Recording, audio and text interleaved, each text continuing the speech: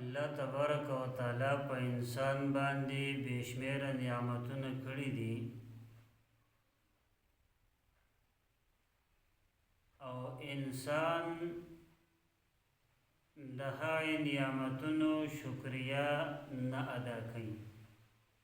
حالانکه الله تبارک و تعالی په دې انسان باندې بشمیره نعمتونه کړي دي. یو انسان داسې دی چې د دې انسان سره د ایمان دولت شته او بل انسان داسې دی چې د ده سره د ایمان دولت نشته، ځکه د ایمان دا دولت دا د الله تبارک و تعالی په نعمتونو کې د ټولو نه عظیم ترین نعمت دی.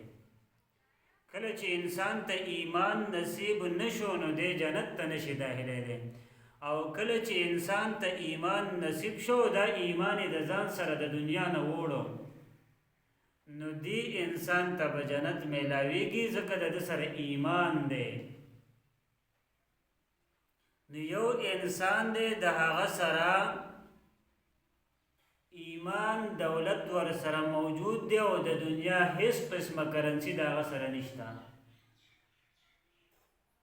د دنیا جواهرات ور سره نشته، لالونه، هرې، کرنسیانې دا هیڅ ور سره نشته او دا انسان په یو خوشي داشته کې په یو ځنګل کې پاتې کیږي، په یو جونګړه کې پاتې کیږي او د ده شلېدلې جامې دي او دې په سړه وچه روټۍ باندې خپله زندګي تیری، خو د ایمان دولت ورسره موجود دی. نو دا انسان دا کامیاب انسان دی.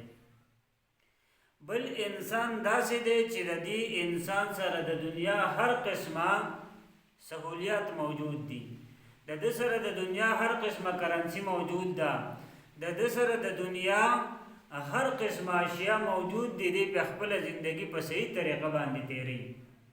د ګرمۍ دپاره ځان له انتظام کوي، د سړځۍ دپاره ځان له انتظام کوي او دا هر څه د ده سره موجود دی، خو د ده سره د ایمان دولت نشته. نو دا انسان د رحم قابل دی.